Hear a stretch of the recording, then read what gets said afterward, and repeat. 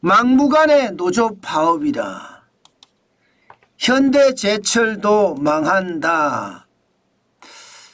이 말이 여러분 무슨 말일까요? 무슨 말일까요? 저는 여러분 지금 현대제철 망할 수도 있다는 뜻이에요. 일단 이걸 먼저 보시죠. 현대제철은요 비상경영체제를 선언을 했습니다. 비상경영체제라는 것은 현대제철이 망할 수도 있기 때문에 극약 처방을 하는 그런 경영체제라는 뜻입니다. 당장 임원급여 20% 삭감합니다. 예, 20%. 그리고 놀라운 것. 전 직원을 대상으로 희망퇴직을 받습니다. 전 직원 대상입니다. 그리고 원가 절감 노력을 진짜 많이 하는데 해외 출장을 최소화한대요. 그리고 제목을 달기를요.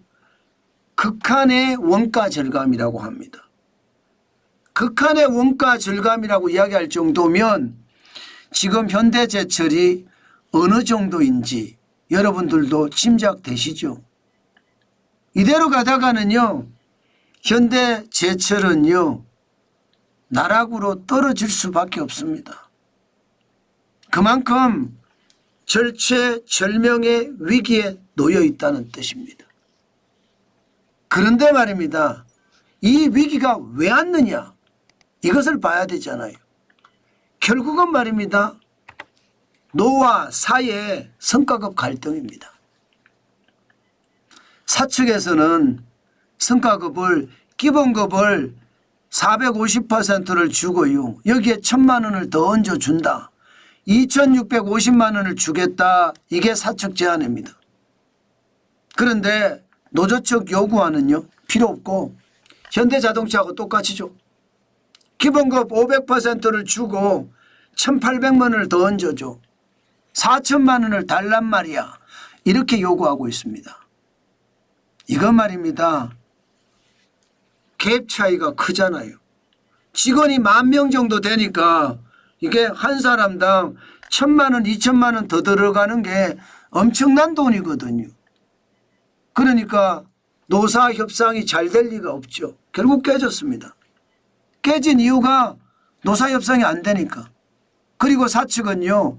곧바로 직장 폐쇄로 맞섰습니다. 직장 폐쇄라는 건 여러분 공장문을 닫는 거예요.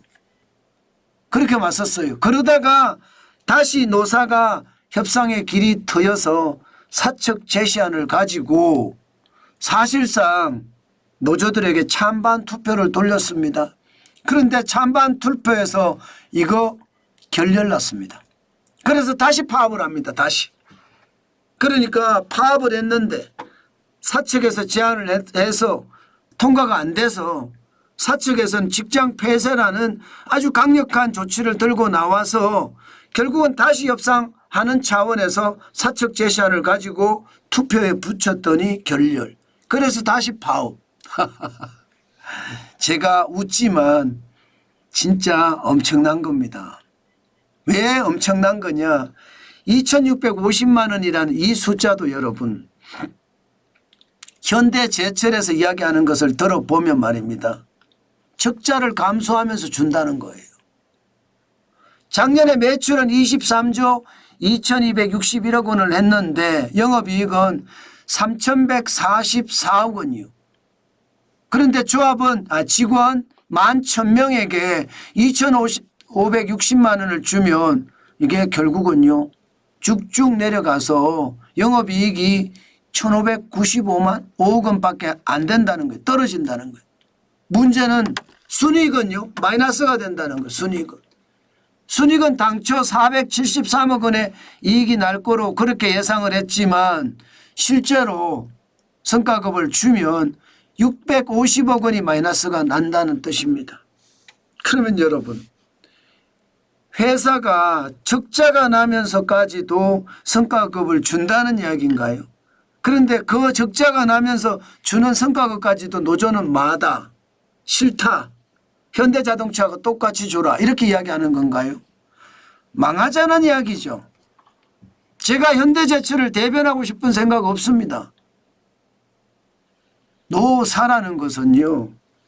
회사라는 경영체를 가지고 서로 협력하면서 이끌어가는 게 노사입니다. 그런데 이 하나의 경영체가 마이너스가 돼요. 마이너스가 되는데도 성과급 더 달라 한다고요. 그러면 앞으로 어떻게 될까요? 지금 당장은 말입니다. 이게 적자가 나는 게 뭐 괜찮다 이야기를 할 수 있지만 앞으로는요. 망할 수밖에 없는 거예요. 지금 현대제철의 매출액을 보십시오. 2022년에 27조 3,406억 원이었습니다. 2023년에는 25조 9,148억 원이었어요. 2024년에는요. 23조 2,261억 원 줄어들고 있습니다. 줄어들고 2년 사이에 무려 매출액이 16.1%가 줄었습니다. 4조 3,904억 원. 영업이익은 더 난리가 났어요. 2022년에 영업이익이 1조 6,165억 원이었습니다. 그런데 2024년에는요. 3,444억 원. 무려 80.6%나 줄었습니다. 지금 현대제철은 어떻게 생각하면 절체절명의 위기라고 이야기할 수가 있죠. 이미 말입니다. 노조가 파업을 안 해도 이미 절체절명의 위기예요. 그런데 노조가 파업까지 했어요. 그러면 현대제철이 살아남을 수 있겠습니까? 지금까지 현대제철의 매출액이 이렇게 떨어진 이유는 하나거든요. 하나. 뭐냐? 중국산 덤핑 말입니다. 국내에서 저가 철강제를 계속 뿌리고 있거든요. 그러니까 현대제철이 최악의 상황을 지금 맞고 있는데 여기에다가 강성노조까지 지금 극한 대립으로 치닫고 있다고요. 그러면 트럼프 대통령이 관세를 25% 예고했습니다. 매기기 시작하면 어떻게 될까요? 저는 이것이 결국은 말입니다. 최악의 상황으로 몰고 갈 수 있다는 뜻입니다. 여러분, 어떤 분들은 저에게 노조를 맨날 비판한다 이렇게 이야기하시는 분들도 있습니다. 저는 비판할 생각이 없어요. 노조는 회사에 반드시 필요합니다. 뭐 노조가 없어도 노조 역할을 하는 조직이 있다면 저는 상관없다고 생각은 해요. 그렇지만 지금처럼 말입니다. 노사가 극한 대립을 일삼잖아요. 대한민국 끝장납니다. 지금도 끝장난다고 이야기하는데 앞으로는 더 끝장나겠죠. 저는 현대제철 노사가 협력하지 못하고 결국은요. 부러지는 최악의 사태가 되지 않을까 저는 그렇게 생각합니다. 그런데 문제는 여러분 현대제철만의 문제가 아니에요. 대한민국의 강성노조는요. MG 손해보험 아시죠? MG 손해보험은 매각까지도 무산시켰습니다. MG 손해보험은 계속 적자였거든요. 그래서 이것 어떻게 하든 살려보겠다고 메리츠 화재로 이게 우선 협상자가 정해지면서 매각이 됐습니다. 그런데 노조가 극한적으로 반대합니다. 종업원들을 그대로 다 100% 기업이 쉽게 말하면 다 받아줘야 된다는 거예요. 안 받아준다고 하니까 구조조정을 한다니까 하니까 노조가 그래 그러면 너네 인수하지 마 하면서 지금 사실 우선 협상 대상자에서 메리츠 화재가 빠져버렸어요. 앞으로 어떻게 될까요? 청산할 가능성 굉장히 많죠. MG 손해보험에 가입하는 가입자가 124만 명이에요. 엄청난 숫자죠. 가입자가.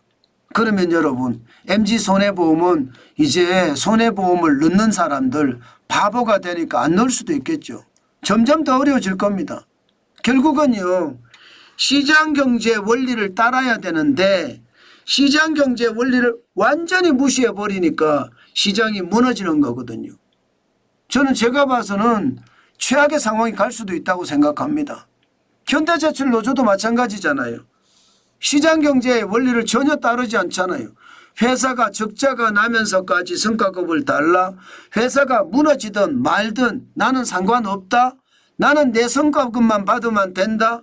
진짜 당견이잖아요. 회사가 무너지면 자기 직장도 잃는데 상관없습니다. 일단 달라요. 그만큼 대한민국의 노조가 워낙 강세라 대한민국 경제가 앞으로 노조 때문에 아마도 굉장히 어려움을 맞을 겁니다. 그거 지금은 시작에 불과할 거예요. 그나마 줄 돈이라도 있으니까 줄 수 있는 거잖아요. 줄 돈이 없으면요. 그때는 끝장 납니다. 지금 대한민국의 노사관계는 그 정도로 극한 대립적입니다. 저는 여러분들에게 노사관계에 대한 이야기를 참 많이 말씀을 드리는데 그 정도로 우리나라가 다른 나라에 비해서도 강하고요. 유럽의 아주 강한 나라 프랑스라고 하죠. 프랑스보다 우리나라가 더 강하지 않을까. 저는 그런 생각도 해봅니다. 충격적입니다.